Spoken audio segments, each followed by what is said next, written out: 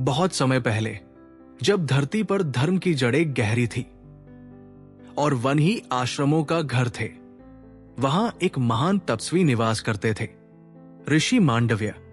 वे कठोर तपस्या में लीन रहते, कभी मौन व्रत धारण करते, कभी निराहार रहते, कभी केवल वायु पर जीवित रहते। उनकी तपस्या इतनी प्रबल थी कि देवता भी उनका सम्मान करते, वन के पशु पक्षी भी उनके समीप निडर होकर रहते। उनके आश्रम में शांति का साम्राज्य था। लेकिन संसार का नियम है, जहां प्रकाश होता है वहां अंधकार भी आता है। एक दिन पास के राज्य में भारी हलचल मच गई। राजमहल से बहुमूल्य रत्न और स्वर्ण आभूषण चोरी हो गए। राजा क्रोधित था। सैनिकों को आदेश मिला, चोरों को पकड़ो, चाहे वे जहां भी छिपे हों।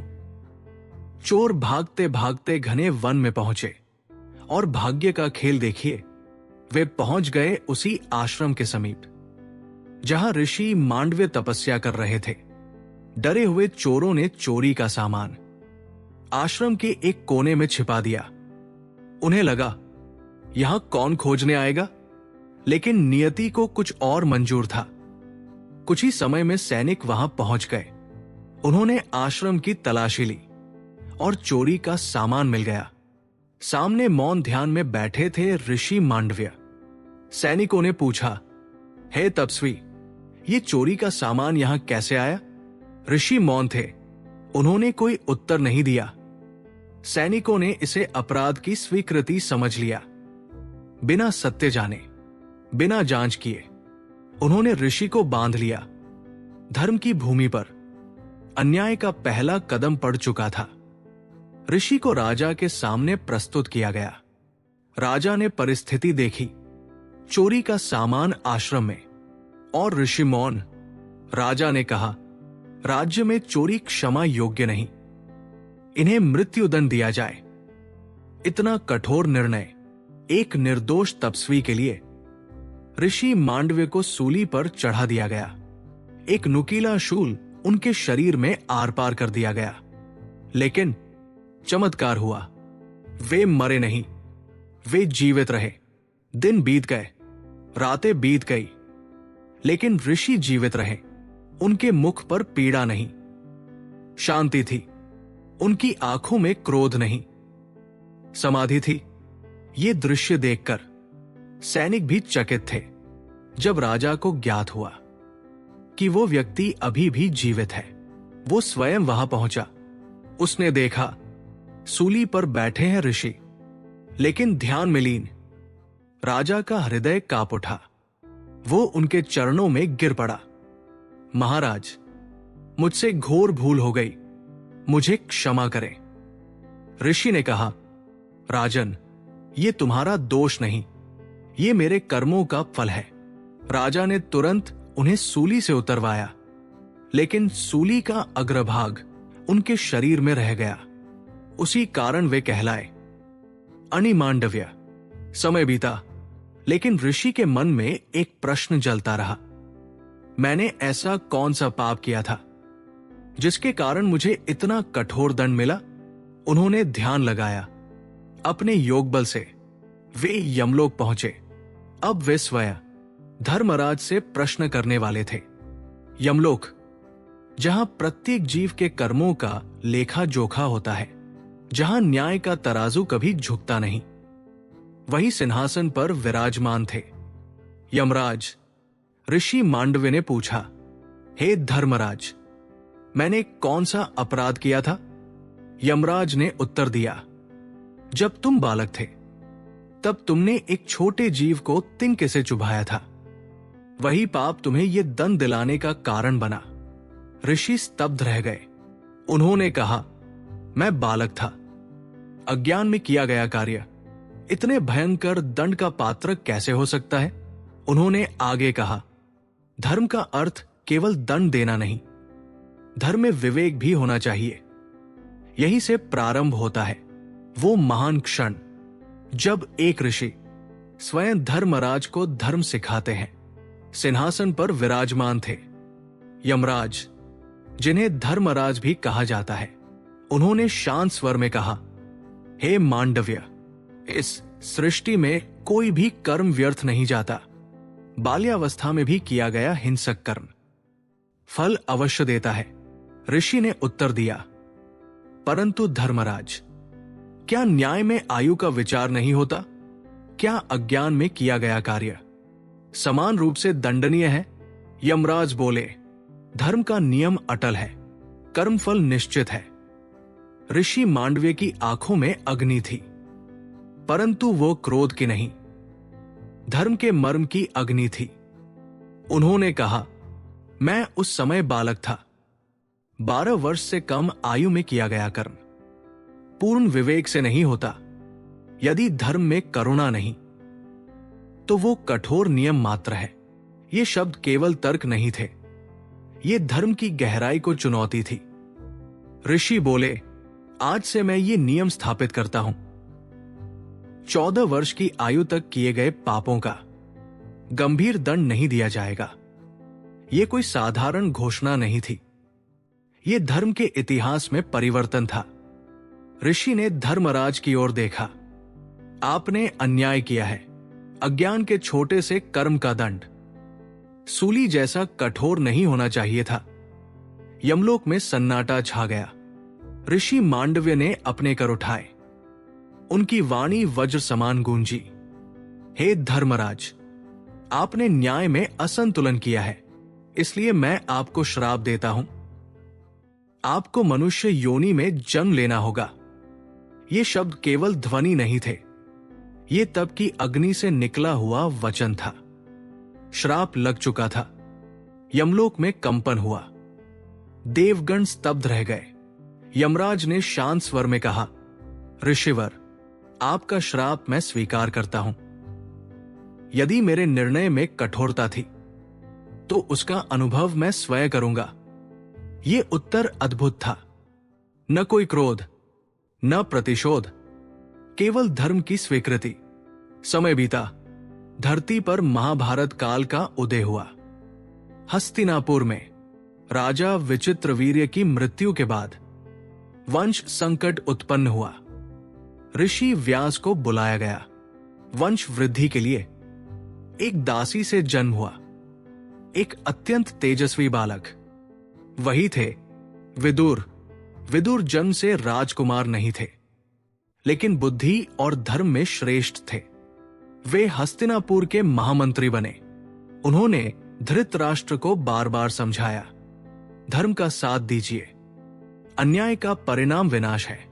लेकिन उनकी बात अक्सर अनसुनी रह गई। ये वही यमराज थे जो अब मनुष्य रूप में अन्याय को होते देख रहे थे। मनुष्य जन्म में विदुर ने अपमान सहा, अवहेलना देखी, राजनीतिक षड्यंत्रों को झेला।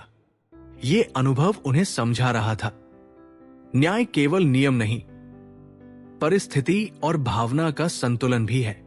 शायद यही ऋषि मांडव्य के श्राप का उद्देश्य था। यह श्राप दंड नहीं था, यह धर्म की परिपक्वता थी।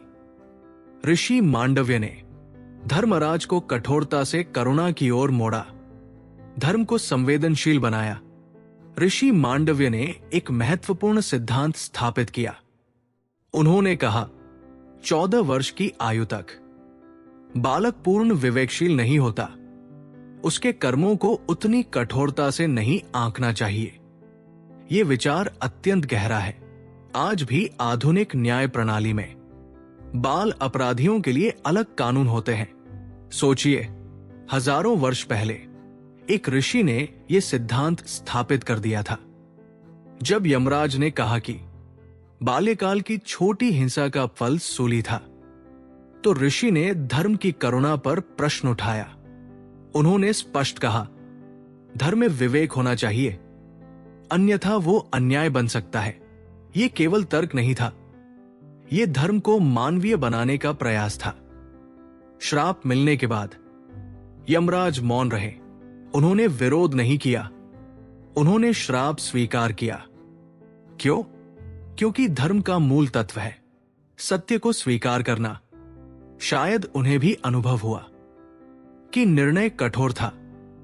मनुष्य जन्म लेकर विदुर ने जीवन के संघर्षों को देखा, उन्होंने देखा, अन्याय सत्ता में बैठ सकता है, धर्म कमजोर प्रतीत हो सकता है, लेकिन सत्य अंततः विजयी होता है। विदुर नीति आज भी प्रसिद्ध है। उनकी शिक्षाएं बताती है, धर्म केवल नियमों का संग्रह नहीं, बल्कि आचरण की शुद्धता है। विदुर नीति में विदुर ने धृतराष्ट्र को अनेक उपदेश दिए। उन्होंने कहा, जो व्यक्ति न्याय से हटता है वो स्वयं अपने विनाश का मार्ग बनाता है। ये वही आत्मा थी जिसने कभी कठोर दंड दिया था। अब वही आत्मा करुणा और संतुलन की बात कर रही थी। ऋषि मांडव्य का व्यक्तित्व अद्भुत था। उन्होंने सूली का कष्ट सहा, फिर भी क्रोध में अंधे नहीं हुए। उनका श्राप प्रतिशोध नहीं था, वो धर्म की स्थापना का माध्यम था। उन्होंने नियम बदला ताकि भविष्य में किसी बालक को अन्यायपूर्ण दंड न मिले। आज की न्याय प्रणाली में किशोर न्याय अधिनियम है। बाल अपराधियों को सुधार का अवसर दिया जाता है। क्या यह संभव है कि यह विचारधारा प्राचीन भारतीय चिंतन से प्रेरित हो? ऋषि मांडव्य की कथा सिर्फ पौराणिक घटना नहीं, ये शाश्वत दर्शन है। धर्म और नियम में अंतर है। नियम कठोर हो सकता है, धर्म करुणामय होता है। नियम कहता है कर्म हुआ, दंड दो। धर्म कहता है परिस्थिति समझो, फिर निर्णय लो। ऋषि मांडव्य ने धर्म को नियम से ऊपर स्थापित किया। जब ऋषि मांडव्य ने यमराज को श्राप दिया तो क्या वह क्रोध था? यदि वो क्रोध होता तो उसमें प्रतिशोध की आग होती, परंतु यहां स्थिति अलग थी। उन्होंने न तो राजा को श्राप दिया, न सैनिकों को। उन्होंने उस शक्ति को श्राप दिया जो न्याय का प्रतिनिधित्व करती थी। ये क्रोध नहीं, धर्म का प्रतिरोध था। भारतीय परंपरा में ऋषियों का श्राप केवल दंड नहीं होता, वो सुधार का माध्यम भी होता है। जब किसी देवता या राजा से भूल होती थी तो ऋषि उन्हें श्राप देकर अनुभव के माध्यम से शिक्षा देते थे। यहां भी यही हुआ। ऋषि मांडव्य ने धर्म को अनुभव के मार्ग पर भेजा। देवताओं के पास शक्ति होती है, लेकिन मनुष्य के पास अनुभव होता है। जब यमराज विदुर बने तो उन्होंने मनुष्य की सीमाएं देखी। उन्होंने देखा निर्णय लेना कितना कठिन है, परिस्थिति का दबाव क्या होता है, भावनाएं किस प्रकार विवेक को प्रभावित करती है। ये अनुभव धर्म को और अधिक गहरा बनाता है। महाभारत में विदुर की भूमिका अत्यंत महत्वपूर्ण है। वे धृतराष्ट्र को बार बार चेताते हैं, अन्याय का परिणाम विनाश है। जब दुर्योधन पांडवों के साथ छल करता है तब विदुर विरोध करते हैं। जब द्रौपदी का अपमान होता है तब विदुर आक्रोश व्यक्त करते हैं। ये वही आत्मा थी जिसने कभी कठोर दंड दिया था। अब वो अन्याय के विरुद्ध खड़ी थी। ऋषि मांडव्य का श्राप धर्म का पुनर्संतुलन था। उन्होंने ये सिद्ध किया, धर्म केवल नियमों का पालन नहीं, बल्कि न्याय का संतुलन है। यदि न्याय कठोर हो जाए तो करुणा उसे संतुलित करती है। यदि करुणा अति हो जाए तो नियम उसे नियंत्रित करते हैं। धर्म इन दोनों के बीच का पुल है। ऋषि मांडव्य की तपस्या इतनी प्रबल थी कि उनका वचन अटल था। उनके श्राप में शक्ति थी क्योंकि उसमें स्वार्थ नहीं था। तपस्या मन को निर्मल करती है और निर्मल मन से निकला वचन सृष्टि को प्रभावित कर सकता है। यह घटना पूर्वनियोजित थी। यमराज को मनुष्य जन्म लेना था ताकि वे महाभारत में धर्म की रक्षा कर सकें। यदि विदुर न होते तो धृतराष्ट्र को कौन समझाता? कौन पांडवों को समय पर चेतावनी देता? संभव है ऋषि मांडव्य का श्राप दैवी योजना का ही भाग रहा हो। एक ऋषि, एक श्राप, एक देवता का मनुष्य जन्म और एक ऐसा सिद्धांत जिसने धर्म की परिभाषा को नया आयाम दिया। अब समय है इस कथा के अंतिम सार को समझने का। ऋषि मांडव्य केवल एक तपस्वी नहीं थे, वे धर्म के सुधारक थे। उन्होंने स्वयं पीड़ा सहकर धर्म में संतुलन स्थापित किया। उनका जीवन हमें सिखाता है, महानता पीड़ा सहने में है, न कि प्रतिशोध लेने में। धर्म क्या है? क्या वो केवल नियमों का पालन है, या वो संवेदना और न्याय का संगम है? यमराज न्याय का प्रतीक थे, लेकिन ऋषि मांडव्य ने उन्हें सिखाया, न्याय में करुणा भी होनी चाहिए। धर्म का सार है संतुलन। आज आधुनिक न्याय प्रणाली में बाल अपराधियों को सुधार का अवसर दिया जाता है। यह सिद्धांत हमें याद दिलाता है, अज्ञान में किया गया कर्म जीवन भर का अभिशाप नहीं होना चाहिए। ऋषि मांडव्य ने सदियों पहले ये घोषणा की, 14 वर्ष से कम आयु के कर्मों पर कठोर दंड उचित नहीं। ये विचार आज भी प्रासंगिक है। विदुर के रूप में यमराज ने जो जीवन जिया, वो स्वयं एक शिक्षा है। उन्होंने सत्ता के बीच रहकर धर्म की आवाज उठाई। उन्होंने कहा, सत्य का साथ देने वाला कभी पराजित नहीं होता, चाहे वो अकेला क्यों न हो। आज भी नीति और प्रशासन का आदर्श मानी जाती है। उसमें कहा गया है, क्रोध निर्णय को दूषित करता है, लोभ विनाश का कारण है और अन्याय का अंत निश्चित है। क्या ये संयोग है कि जिसने कठोर दंड दिया था वही आगे चलकर करुणा और विवेक का उपदेश देता है? नहीं, ये धर्म की परिपक्वता है। आज की दुनिया में भी न्याय और करुणा के बीच संघर्ष है। कई बार नियम कठोर हो जाते हैं, कई बार भावनाएं नियमों को तोड़ देती है। ऋषि मांडव्य की कथा कहती है, संतुलन खोजो, न्याय हो पर निर्दयी नहीं, करुणा हो पर अंधी नहीं, शक्ति हो पर विवेक के साथ। ऋषि का श्राप प्रतिशोध नहीं था, वो एक दर्पण था जिसमें धर्मराज ने स्वयं को देखा। मनुष्य जन्म लेकर उन्होंने अनुभव किया, निर्णय देना कितना कठिन है। यही अनुभव धर्म को और महान बनाता है। कल्पना कीजिए, यदि ऋषि मांडव्य प्रश्न न करते, यदि वे मौन रह जाते, तो क्या धर्म में ये परिवर्तन आता? कभी कभी प्रश्न करना भी धर्म होता है। सत्य के लिए खड़ा होना ही वास्तविक तपस्या है। प्रिय दर्शकों, ये कथा हमें बताती है, कर्म का नियम अटल है, लेकिन न्याय में करुणा आवश्यक है, और सत्य के लिए प्रश्न करना भी धर्म है। ऋषि मांडव्य की गाथा सिर्फ पौराणिक कथा नहीं, ये जीवन का मार्गदर्शन है। जब न्याय कठोर हो जाए तो करुणा उसे संतुलित करे, जब नियम भारी पड़ जाए तो विवेक उन्हें दिशा दे, और जब अन्याय दिखे तो मौन न रहे, क्योंकि कभी कभी एक प्रश्न ही धर्म को नया रूप दे देता है।